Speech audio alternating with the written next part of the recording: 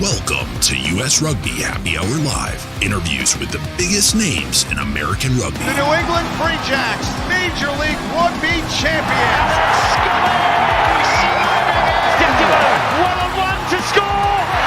Here are your hosts, Bill Baker and that other guy. Hey everybody, welcome to the show. It is a special midday. Well, you know, it's funny saying that because thankfully we have listeners from all over, so midday really is just for you and me, Fitzy. Our guest is more of a early evening kind of thing, maybe a mid-morning for someone on the West Coast. So anyway, it's a day show. It's today's show. Thank you all for listening and tuning in. We got someone really special today. Only has a few casts for US Eagles. She's going to be good one day. Hope Rogers will be joining us in a little bit. And we'll definitely talk about a few of those caps. I'm excited, Fitzy. I'm really pumped for the show. We talked to her a couple of years ago, and I can't wait to touch base again and talk more, see how she's feeling and all that. But some news just come out so for Bill, the men's. Yeah, sorry. Bill. She's got 50 caps for USA Women's Eagles. This would be her second cap for the US Rugby Happy Hour live show. So she's got some work to do there. We should get like a green jacket, like Augusta. Like anytime you get like a third appearance, you get a jacket. And you have what budget is that coming from? That's true. Let's yeah, another time. Sponsors. Yeah, anyway. Before we get to it, though, Fitzy, let's talk about the USA men's squad real quick. The traveling roster was announced yesterday. I'm going to tackle some of the overseas players, and I'm going to have you tackle some of the Major League Rugby players, which is pretty much the entire squad. Only 3 overseas active players on the active squad. That's Ruben De Haas with Toyota Cheetahs, Capella Pifale with Saracens and Premiership, and of course AJ McGinty Premiership as well. AJ is playing probably some of the best rugby I've ever seen him play. And that's early. There's only been 3 games so far, but he's playing outstanding. Also, we got David Anu'u not available, or actually, I'm sorry, on the reserves. The reserve list has a few more. David Anu'u, Nafi Ma'afu. It's good to see his name. He hasn't capped yet, but he hasn't played at all yet with Biarritz. So I'm wondering what's going on with him. And then Michael Suseni, for a guy popping up again. Great to see him in the mix again. I think he's still homeless as far as the club goes. And then Chris Hessenbach, also a reserve. And then unavailable, Renger van Ernten, who I believe is knocked up a bit. He hasn't appeared yet for his team over in Europe. And then Stefan Krimp is also unavailable, although he is playing quite a bit, probably due to school class load. And then Corbin Smith, not in the list. Not sure why we're looking to do it. And then, of course, Toby Fricker, who just went on loan, maybe not on loan, but a short-term contract with Bristol Bears, AJ McGinty's team. I'm going to assume that the deal for that move was to be available during this time, of course. So that's what I have for the Eagles overseas. I mean, that's just the nature of the game. I've been losing people to cover. I mean, thankfully, we have plenty of the women playing over Premiership. But what caught your eye as far as the Major League Rugby players? Yeah, I don't think there's I guess I'll start with like some new faces. New faces that I'm excited about with some MLR experience. Got to be Noah Brown, who doesn't have a cap yet. Exciting player. He was up for Rookie of the Year, kind of that 7s, 15s. I think he brings some speed and athleticism, probably in that center wing area. So excited to see what Noah's going to bring. How about Mark O'Keefe? Speaking of the Chicago Hounds, and of course he's had a good career in MLR. Probably should be playing outside center, but dude's stud. Excited to see him get his first opportunity for the USA Men's Eagles. Of course, how about #1 overall draft pick in the collegiate draft, Eric Storty? He is going to get an opportunity to earn his first cap for the Men's Eagles. But there's a couple of players who aren't available. Sam Gall, of course. I'm not sure if he's injured or just needs some time off. Ben Bonasso, flanker, he is unavailable. Tommaso Boni, Bryce Campbell, Mika Crusade. So a couple of names not available, but hey, excited for what's going to happen here in a couple of weeks in November. Yeah, same here. And speaking to Scott Lawrence a couple weeks ago, I did ask him about AJ McGinty and David Anu'u's status, and they are available, obviously, which has been announced here. AJ had another baby. And that was his priority after the summer series. I think some of us worried that the performance he had during that summer series wasn't up to snuff for him and for USA. He had a tough series. And he said no one took it harder than him. But he's back. I mean, he's determined. He's playing great, and I cannot wait to see him in USA uniform guiding the team against the 3 opponents there in well, next month. Yeah, really close. Yeah. All right, Fitzy, one last thing, listeners, please do us a favor, like, follow, and subscribe this show, whether you're on this live stream here on YouTube or Facebook, or if you're listening to the podcast replay, which drops on Thursdays after each show. Please, again, share with your friends, enemies alike. More and more people listen, the better. All right, well, enemies, it's okay. Rugby's a fun sport. Everyone's inclusive, including enemies. All right, let's do it. Let's get to our guest. Returning for her second appearance, and as you mentioned, possible, green jacket for her third appearance next time. A second appearance on the show 2 years ago. It's way too long. I cannot wait to talk to her. Let's welcome USA Eagle, Hope Rogers. Hello, Hope. Hello, how are you? Well, good. How are you? Yeah, I'm good. I'm a little bit jet lagged, but overall I'm doing all right.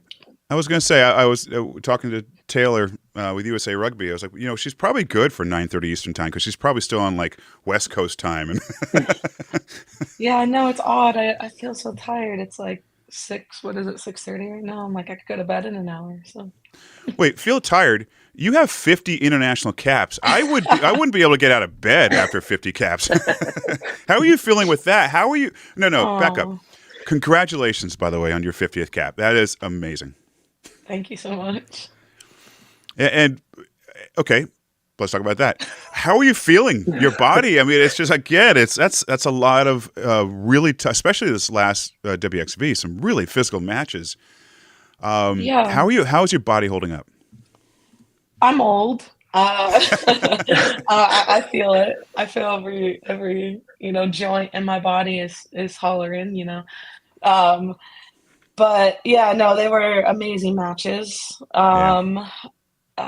Just the level of rugby across actually all the WXV1 matches and a lot of the WXV2 and 3 matches even was just really good quality matches for the women's game and for the sport in general. So that was obviously excited to be a part of and watch. But yeah, no, my body feels fine, to be fair. So just getting a bit of time to recover before I'm back in it next week. So Well, Hope, let's talk about that 50th appearance there, second, of course, only to US Rugby Hall of Famer Jamie Berg with 51, just one more than you. Pretty special to have Jamie present you with your 50th jersey. Did she whisper anything to you like, don't you dare and try and go for 52 or something like that? yes, yeah, something like that. No, no, I didn't know that Jamie was coming to present the jerseys. So when I kind of showed up for our jersey presentation and saw her there, I got really excited and a bit sentimental as well. It was really special for Jamie to present that. And then after the game against Ireland, she presented me with my new cap that has the 50th engraving on it, which is really special. Yeah, I'm a bit lost for words with it, to be fair. It all felt overwhelming. I guess it's taken me 11 years to hit 50. So I got my first cap in 2013, and then with the pandemic and some coach changing and some injuries, it's just taken me obviously a bit of time to hit 50. But I think what's really cool to see is it won't take that long for a lot of the girls on the team now to hit that number. And, hopefully if I get the opportunity next year to maybe become the most capped Eagle, I won't be that for long. I think some of the girls are going to really start getting a lot of cap numbers under their belt and representing longer, which is really amazing for USA Rugby. And I think that's what, is a bit of an honor to potentially hold that for a bit, but also very exciting to see how fast that can also get chased, because that's what you want within women's rugby, especially within the USA. Only jump in real quick, Fitzy. During the Ireland match, Hope, a good friend of mine who's in Dublin, Irish, he messaged me a couple of times, says, "Holy cow, that number 1, who is that?" I said, "Well, that's a young player in the team. She's not old by any means. She's just, I always say the older. Oh, I'm sorry, older. You're not old. The older players, they may have lost a step, but not you.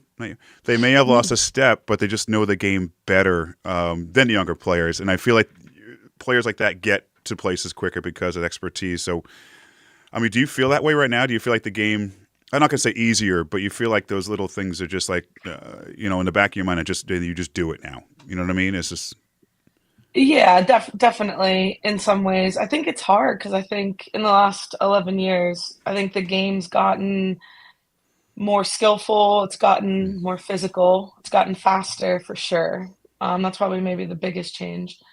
Um, yeah, and so I think it's like hard because you have to physically keep up with the demands of the game. But then in some regards, it's easier because you can almost anticipate maybe things a bit more or less, and sometimes you get it wrong still. But I know a lot in the scrum. They always say a bit with age comes the experience and the technical abilities and stuff. I think my knees struggle a bit in the scrum, so my form isn't as I would want it to be, which I'm fixing. It takes Yeah. a bit of time, and you're always learning and growing. But I think it's easier to maybe get yourself out of a sticky situation than when you're young and you're just using your pure strength and athleticism a bit more as a younger prop. Well, let's talk a little bit about WXP1, which just finished up. Let's start with the most recent match there against Ireland. They had just beaten, the Black Ferns, a couple of games before with a big win for them. They've really been a program that's really been turning things around. Women's Eagles, you guys are ahead at the half. A couple of maybe some ill-disciplined stuff in the last 10 to 15 minutes. Game just got away from you all a little bit. Ireland pulled ahead for the win. Certainly had to be frustrating for your group, but kind of what were your thoughts? What was the mood in the locker room immediately after the game? Or what did you guys talk about immediately after the game? Yeah, I think frustrating is maybe an understatement for that game. Credit to Ireland, first of all. Like you said, they did amazing at the tournament and they've been growing. So it's been really cool to see their growth as a country. And, they're full-time as well, so they're training a lot more. So you can kind of just start to see the teams and how well and fast they're progressing within full-time programs. But yes, it was frustrating nonetheless because I think that was the game where we shot our own selves in the foot to lose that game. Ireland played well, but we were also playing well in the first half. So I think there was a lot of disappointment for sure, and then we recapped it a bit the next day. But yeah, it's just discipline, isn't it? It was discipline and our own ability to kind of play in the right parts of the pitch, our own ability to keep the ball, with just ball security, trying to do a bit too much with it at times. So just starting to understand the balance of it's exciting when we line break, but now that we're line breaking, which is amazing, we need to support the line break a bit more. So there's just a lot of almost little tweaks if you kind of think about it that make a huge difference. And it's exciting because, like I said, now we're line breaking. We're creating those gaps, we're creating those holes, we're breaking the line, but now we need to do that next job, which is really support those kind of things. And then hone in a bit on the discipline and probably play in the right parts of the pitch. There's probably maybe the three biggest things from maybe the whole tournament to kind of take away. But I think the vibe amongst, myself, and I think a lot of my fellow teammates would say the same thing is, the tournament as a whole, and I think the Ireland game encompassed that, was there's a lot of pride and excitement amongst the group from where we're heading, but then there's a lot of disappointment because it's no longer good enough for us to compete with the top teams in the world. We are becoming one of the best teams in the world, but it's just a bit time that we start making that statement with finishing off those games and getting wins. So we're happy that we're competing now and we're showing up for teams to no longer look down on or, underestimate us, I guess is the right way to put it. But now we're showing up and competing. But what's exciting about that is it's just not good enough anymore. And I'm excited to honestly see where we go next year. With Pac-4 and then obviously World Cup, and a bit of prep time before World Cup will be good for us as well. Looking at new additions to the squad, and these aren't necessarily new additions to USA. I'm talking about maybe the Sevens players additions with Chris Thomas, Chetta and Alev Kelter as well. Alev is just such a beast with ball in hand, and she's one of the players I think I'd be scared to tackle. Actually, I'd be scared to tackle anybody. but on that team. But how do you feel? Do you think maybe the influx of some of those players and the way Sione's put them into the on the field, is that helping with the speed of the team? Because I really do feel the attack speed has picked up, the ball out of the set plays has picked up, and then the defensive line speed has picked up. So you think those three players are helping? Is it because of them? No, it's not just because of them. Sorry, I don't know where I'm going with this. It's like a John Fitzpatrick question. The addition of these players, we talk about having them on the team and how it helps to have their speed in there, and like I said, the Lev's physicality at the center. Yeah, absolutely. It's been amazing to have some of the Sevens girls come in. A lot of them have been there in the past. Obviously coming in and out around sevens and 15s timeframes and whatnot. I think what makes them fit into the program a lot is they're very willing to learn and buy into our culture and what we're building, because obviously it's not just what we're building on pitch, it's what we're building off of it. Is probably equally important to the performances that we want to give out and show. So that's really exciting to have them in it. But yeah, definitely their skill, their abilities, they really showed that, and I think they definitely made our team better, which is exciting. And it's just continuing to grow and work together now over the next year to try to solidify, roles and positions and attack patterns, defensive patterns, etc. I know you went through a couple different coaches over there the last couple of years too, so it helps to have someone that's been here for a little while. Let's talk about the front row specifically, Hope. Well, you got to be excited about the future. You mentioned earlier about there's going to be other 50 caps down the road, but specifically front row players. Sakapolo's one who's playing great. Talk about that excitement of having these young people behind it. And also, are the young ones, do they drive you to play better or more, let's say? Yeah, I'll answer the latter question first. Yeah, absolutely they do. No, they definitely drive me and push me.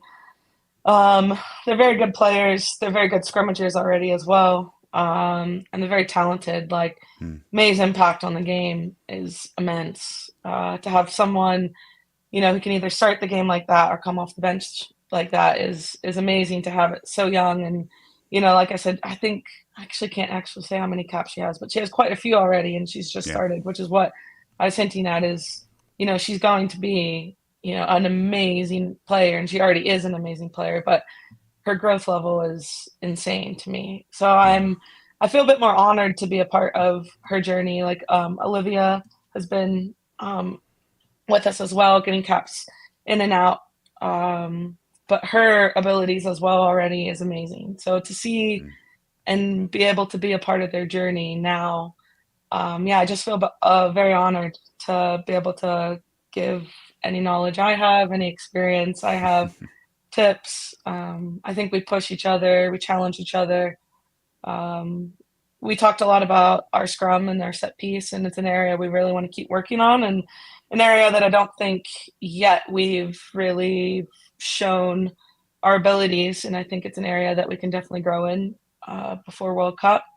But what's really excited from the start of last year is when we would pack down, one side would completely take over the other side. Like, wasn't much competition there. It was just straight over. Whereas now, like, both sides are going up both sides, and what you would think would be maybe a starting front row with maybe the secondary front row is beating the starting front row, and that's what's exciting is that inter-squad competition is all very healthy, and it's good, and it's going to keep creating us to push each other and be the best scrimmagers that we can be, but the best team that we can be in the end. Well, let's jump ahead to Rugby World Cup 2025. Should you make the squad? Of course, nothing is guaranteed, but I'll speak for myself and Bill. Feel pretty good that you're a safe bet to make the team. You would join a notable list of players who would have played in 4 Rugby World Cups. You talked a little bit about it there, just a little bit. You hinted at it about mentoring some of the younger players. But have you thought about kind of your impact that you've made in your career so far? I don't know. That's a hard question. Yeah, that's a Bill question. See, I'd like to ask easy, rambling questions, and Bill asks hard questions. Yes. Yeah.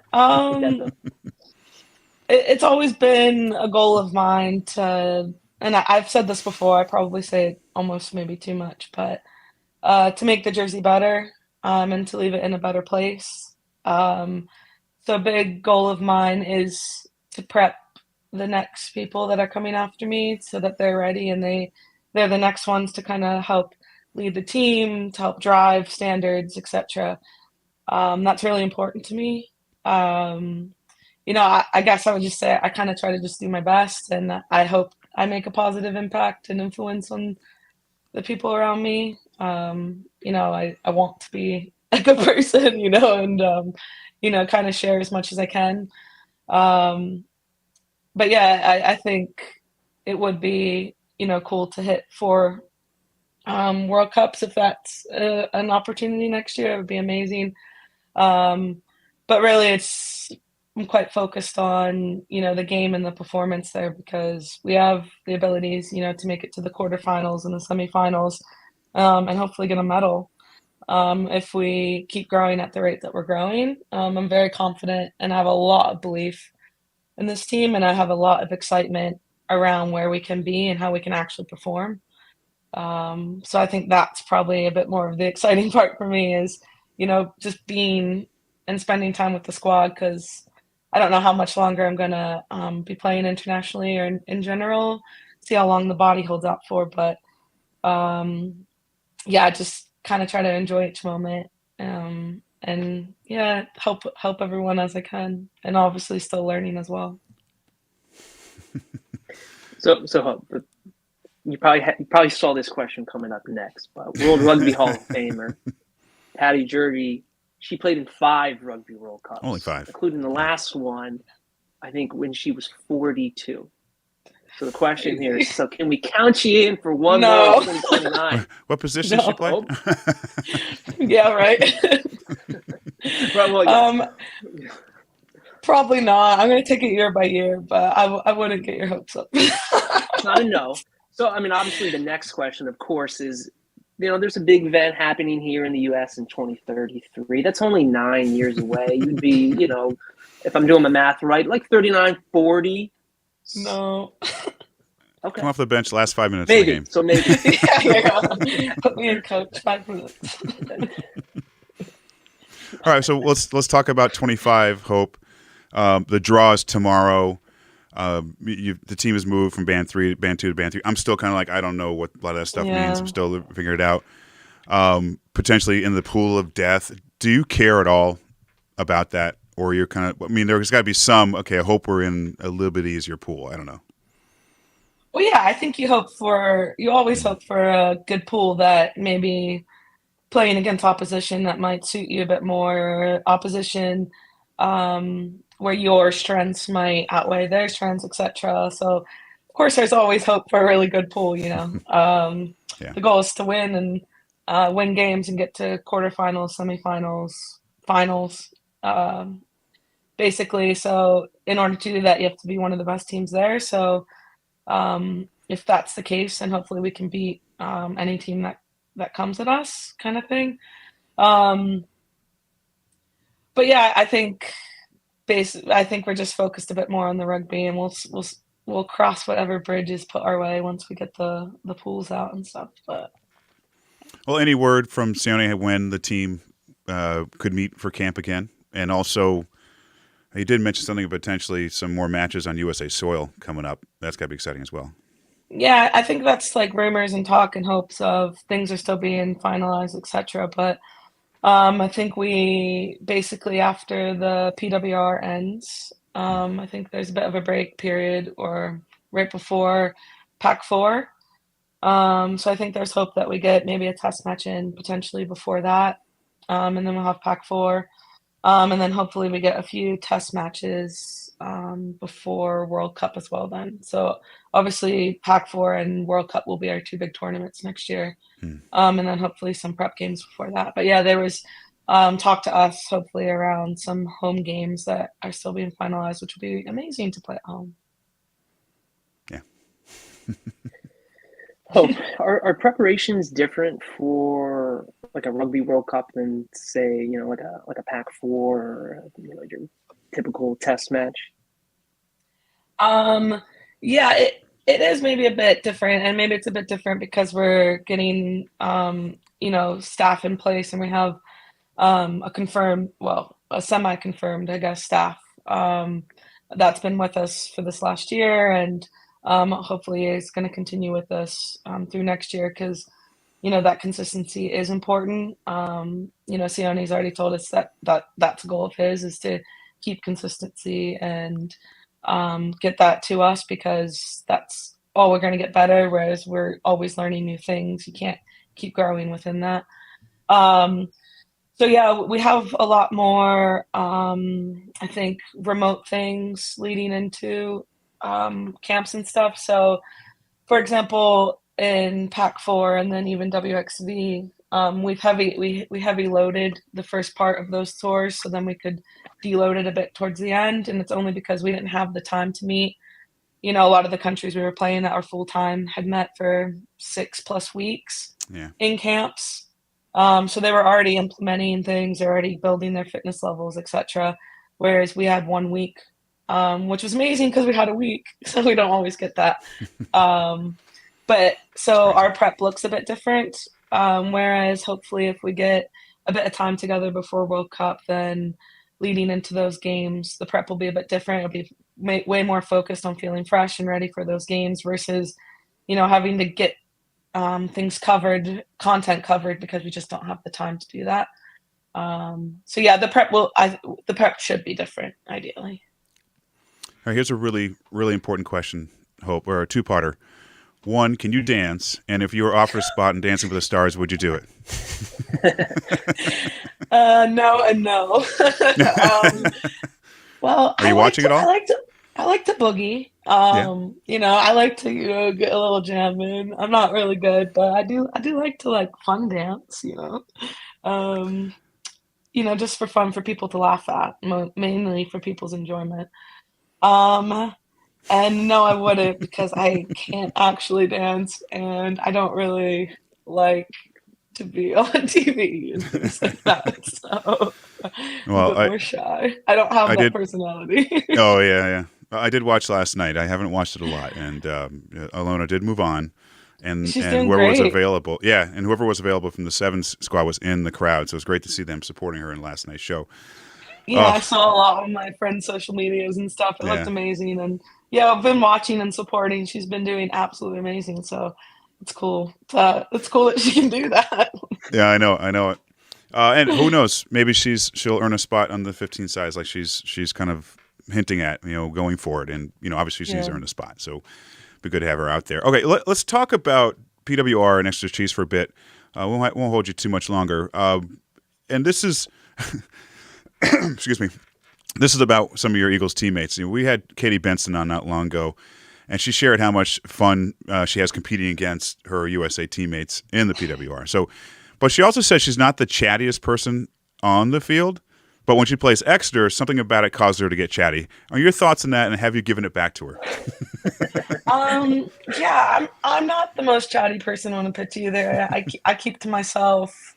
I don't want any drama. I just want to play the game. That's all I want is good, clean fun. But yeah, something about when I play Benny, it just makes me chat a bit.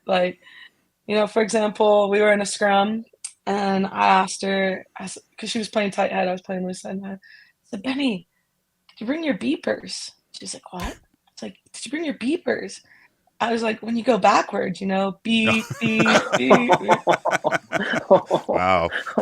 And then I was scrumming against May last season as well. And I don't know, it's just something about when you play with USA teammates. Mm-hmm. I was like, May, what's your favorite shape? And she's like, what? I was like, your favorite shape? I said, is it square? Because you better be it in the scrum. And then we then hit, and she was so off, and I won the scrum. I said, don't let me get to you, buddy. And we just laughed, and we shook it off a bit. So, but that's all I get. I get my two little prop friends, but other than that, no, I don't chat. I'm not a chatter. Yeah. So. Well, she did. Well, Katie, or Benny, as you call her, she did share that Gabby gets a little chatty out there. Apparently, that's what she said. She was saying Gabby's got a couple of good one-liners and stuff out there. You know who's chatty? Georgie. She can talk about her own teammates. Her own No. teammates are a bit chatty out there.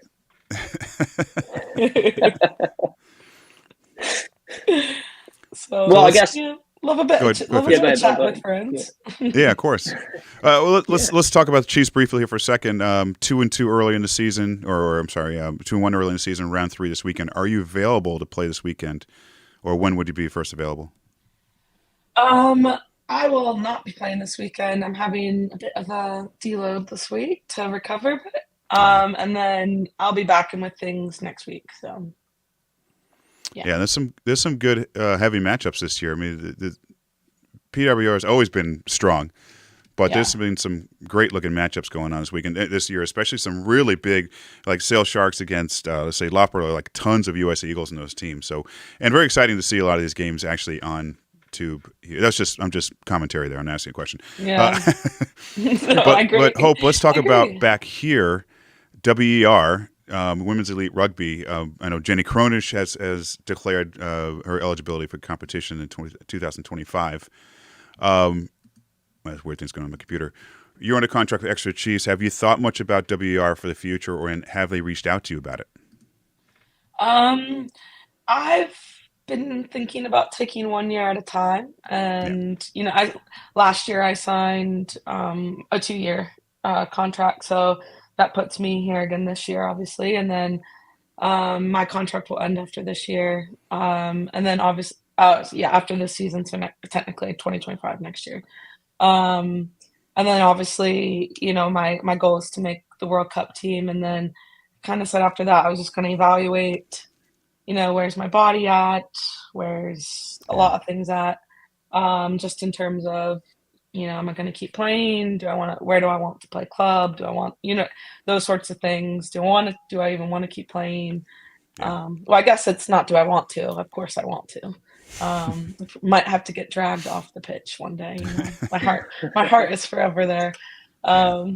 No, but I just kind of said I was going to take it 1 year at a time and see. So I've not thought much about next season yet. Just about the goal of, I guess, hitting World Cup, and then we'll see what happens. Hopefully after that. And what about? It's probably a little early for this too. Have you thought about post-career plans? Post-playing career plans? Oh man, that is a triggering question. Why do you ask me that? Dancing. Glad you asked that one, Bill. Yeah, dancing. Exactly. You are very right. I'm going to just start taking up my dance career. Yeah, there you go. Become a famous TV star or something. I don't know. Yeah. It's easy. I don't know. My degree's in education, teaching. Oh. I love working with kids. I don't know if I'd want to go back to teaching. Possibly coaching. Like I said, I like coaching, I like teaching, I like working with kids, so probably something in that area. And yes, I need to start thinking about that a bit more now. Now we scared So you. thank you for that reminder. You'd be anxious all day. Like, what do I do next? I know. Good thing I get to go to bed soon. I'm so anxious already. All right. Lastly, hope you have 5 Rugby World Cups to play in. Okay, that's right. You got plenty of time. Okay? That's the goal here. No.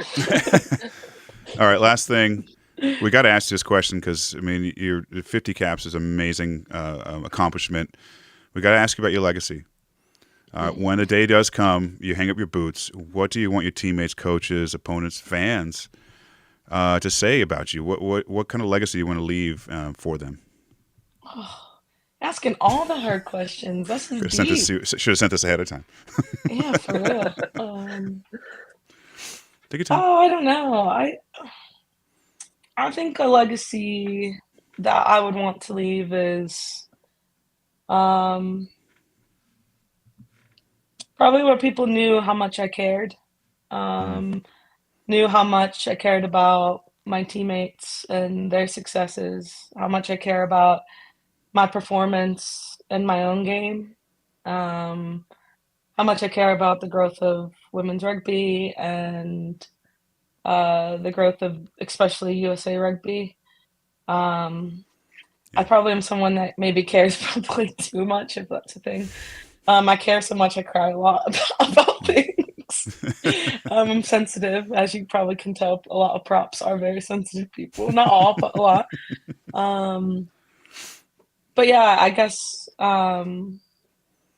yeah, I work. I would like to think I work really hard, and I care a lot about being the best player that I can be, the best teammate I can be, um, and helping grow the team and the jersey a lot.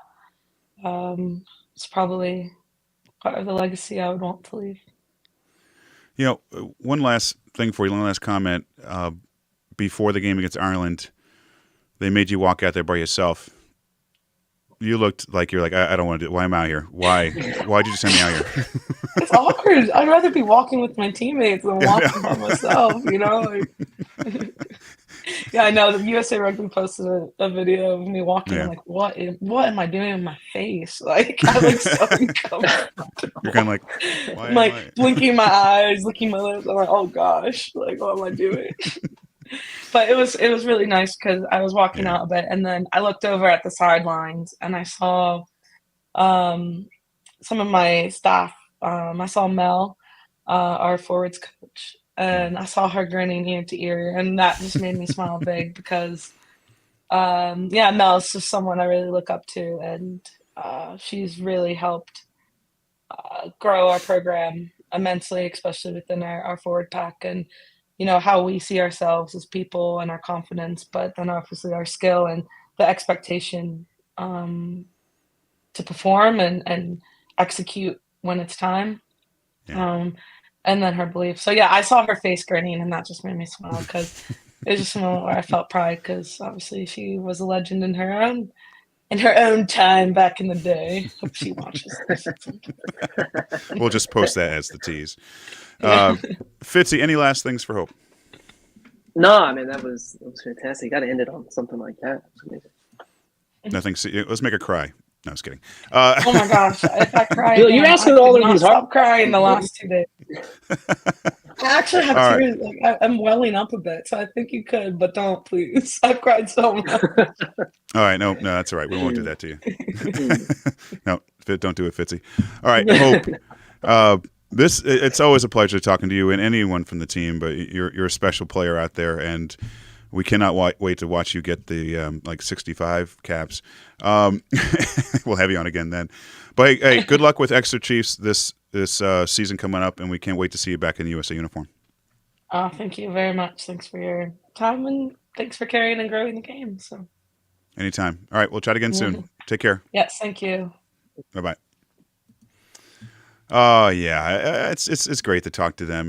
There's Hope and all of them. It's so much fun to get them on the show, and they appreciate being on the show too. So it was really good to grab her. Obviously tired. She looks like she obviously just got off a flight, a long flight from the United States, and we were completely honored that we were able to get her on, considering how tired she is and all that stuff. But yeah, good stuff, Fitzy. If I could editorialize for one moment here, she brought up the growth, the progress of Ireland quickly in the last year. Yeah, write this down. Yeah. It just goes to show when there's funding and there's money and you funnel it into a full-time professional environment. Not to say that the women's Eagles aren't, but when the players are on full-time contracts and don't have to worry about the careers, which they have to put on hold for all this. Yep. If there's funding there, if it's full-time contracts, look what happens. Just saying. So. And it really shows in the women's Ireland game. It really shows. Yeah, it really shows in women's game because you see, like you said, like Ireland, all them, New Zealand. It was a point when USA was the best in the world, and that was when there were no professional women's teams. I don't even think New Zealand even had a team then. But then you get the influx of money, you get the professional contracts going, and they play together all the time. Like she said, they maybe get a week together before a match, and that's a shame. Yeah. And the others, and Sione mentioned also, and we had it on. He's on a lot. I mean, they play. And that's the thing too. Like Hope's 50th cap, like her number should be in the 70s or 80s, right? And I get it. There was a couple of years of COVID, right? That shortened stuff. That shortchanged her a couple of years of games. But there were, and I'm not trying to put this all on USA Rugby. I get there's a lot of stuff going on, but like her 50, it shouldn't have taken her 11 years to get to 50. She should be in the 70s, 80s at this point. Approaching 100. But yeah. So some of the most caps and all of rugby, men's rugby included, there's a lot of props in that top 10 list, which really amazes me because that seems like a position that maybe 30 would be tops, considering that impact and everything else out there, and how much I hated that position. But you want the seasoned players who have been in it and understand it and know it, right? Yeah. That you don't get from like a 23, 24-year-old. It's just, maybe physically they're fresher, but you need the seasoned veterans who've been in it for 10 plus years who can really, put the beepers on people, if you will. The beepers, yes. Like Squareness. All right, man. That's good. Good stuff. If you missed it, we just had Hope Rogers on the show, and you can listen to the podcast replay dropping on Thursdays. Thank you for tuning, everybody. Have a great today, tomorrow, and the rest of the week. Cheers.